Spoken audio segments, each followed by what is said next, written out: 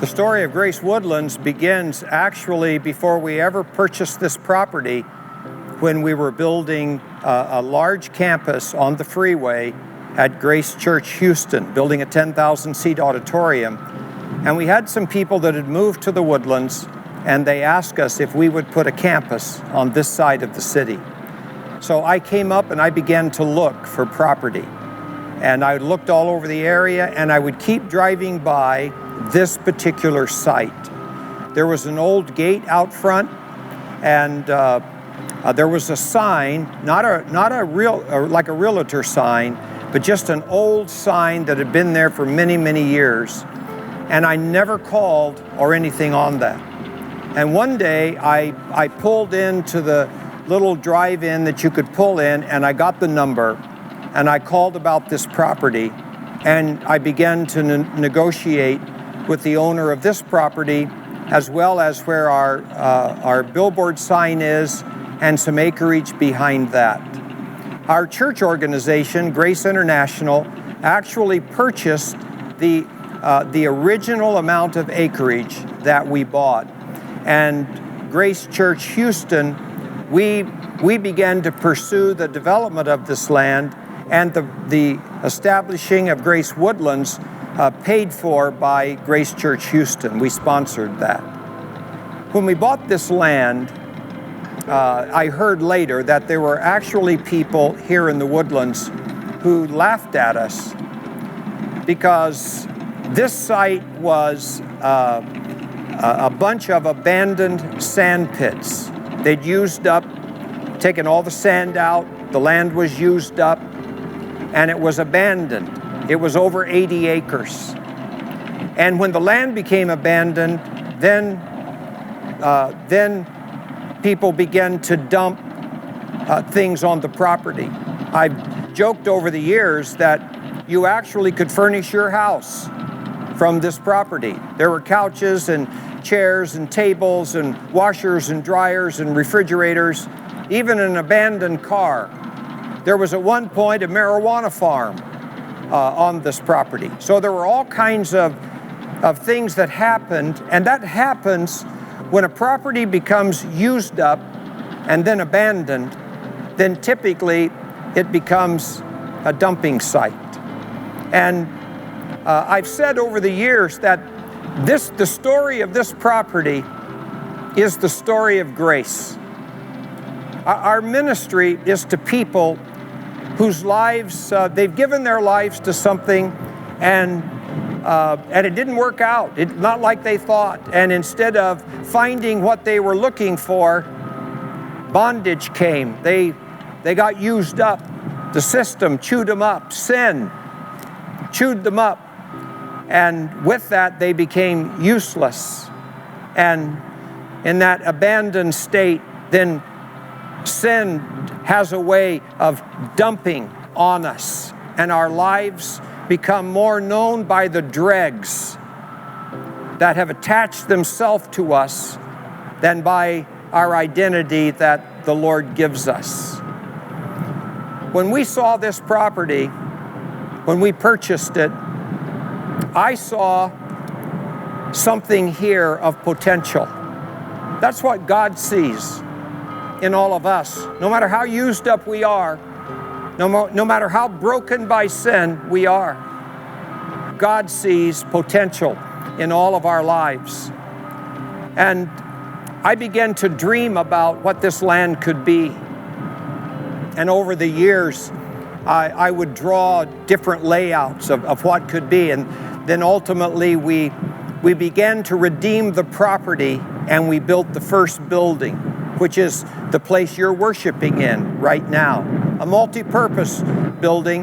It wasn't really big and it wasn't really fancy, but it began the process of us establishing value once again. What was used up and abandoned and thrown away and had become a dumping ground, now it began to have some value. When Exxon announced they were going to move across the freeway, I began to look at this site even in a way that would increase its value. And so over the last number of years, those sand pits that were used up, we filled those in now.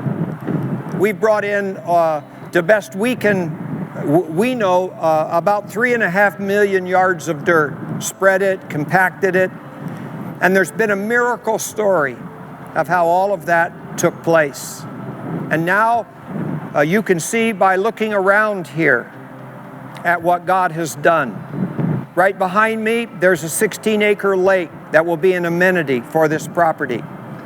You can see the new hotel that's under construction and 300 apartments that are just being finished. When you drive in every week, you can see the Lexus property built on 21 acres, the premier Lexus dealership in the country. You can see the skilled nursing center that's at the north end of our property. And you can see the credit union that's out front.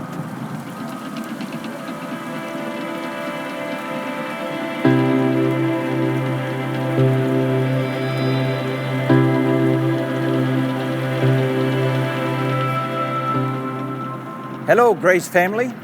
My name is Tim Carmoude. I'm the General Sales Manager here at Northside Lexus, just next to Grace Church. I want to thank Pastor Steve for giving me the opportunity to testify of the goodness of the Lord. I just want to tell you a little bit of our history here. We started this dealership about 21 years ago.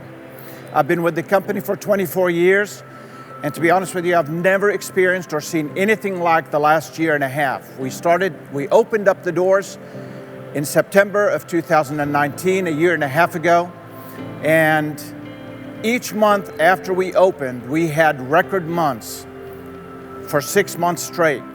And then, of course, the pandemic happened, and we slowed down for about 2.5 months. But since then, even with a pandemic year, we've had the best year in the history of our store. That is only a testament of God's grace and God's goodness. When we start looking for property, this was the first one that came to mind because of the potential that it had. But a lot of people, a lot of naysayers were saying, you guys are crazy for building on this land, because in the prior years it just looked like swampland. But God has redeemed it, obviously, and here we are. Now there's development going all around us, and I just felt in my spirit when they told me that they have finally settled on this land, I leaped inside of me, because I knew that it was going to be a blessing to us and to all the employees that work here, and a blessing to the community. So I want to thank Grace. I want to thank the pastors. I want to also thank my family here for praying and for supporting us. Before we opened the doors, I had a group of prayer warriors that came over here with some of the pastoral staff that prayed over the property, prayed over the departments, each and every department. We walked through the whole dealership and prayed over the land before we opened up. So the fact that we just had one of the best years in history with the pandemic happening is just a testament of God's grace. So I give God the glory. I thank you for your support. I thank you for your prayers. This is a God story. It's what God does. And if you want a good illustration of redemption, just that 1 acre out front where the credit union is, we sold that 1 acre to the credit union for what we paid for the whole original 80+ acres piece of property. That's a God story. And that's what God does for you. That's what the ministry of this church is all about. It is about taking in broken people, looking at their lives not by what they have become, but by what they can be by the power of God. And then people like you and me, investing our resources, investing our time, giving our hearts. And as we do all of that, people respond to that message. And as they respond to that message, there comes the transforming power of a living God who begins to reshape them and form them and make them what they could never be. So every time you drive on this property, I want you to know that this property is the story of grace. I hope today you'll watch this and you'll watch it again and again until every time you drive on, when you see all of the development that's going on, you'll give praise to the Lord. For one reason, because He has given us this, and it is a great future for our congregation. But beyond that, far more important than that, it's the story of the ministry of what God wants to do through a people called Grace.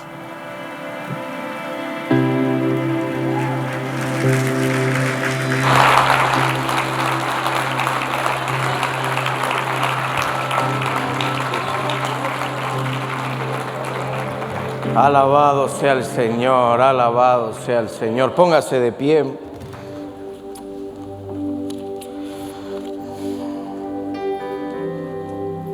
Esa es la historia de nuestra casa. ¿Cuántos se acuerdan cuando llegábamos y se nos empolvaban los carros de tanto polvo que había por todos lados? ¿Alguien estuvo en esa época? Hasta aquí nos ha traído el Señor. Y lo mejor está por delante. Lo mejor está por venir. ¿Me pones el primer plano, por favor? Les quiero mostrar un poquito lo que se viene en el futuro, cercano por cierto, y esto está por etapas. La parte amarilla que usted ve en el plano, propiedad que ya hemos vendido, precisamente lo que usted vio. La parte rosa tiene la parte que actualmente tenemos de edificio, y el otro color es todo lo que nos pertenece y todavía tenemos disponible. Ponme la que sigue, por favor. Ahí están en diferentes etapas lo que se viene. Vamos muy bien. Regrésame a la otra, por favor, tantito. Regrésame la anterior. Eso. La parte de aquí a mi izquierda, acá atrás, usted va a ver unas estacas naranjas en el pasto. Le invito a que lo vaya a ver.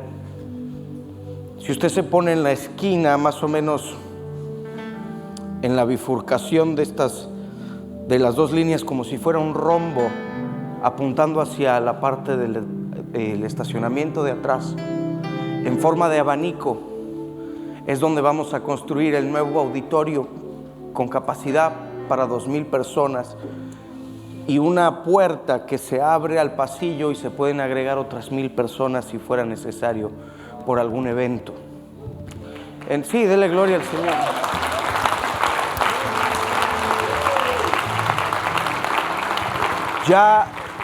Ya se tiene el lugar donde se va a hacer y ya están preparando los planos.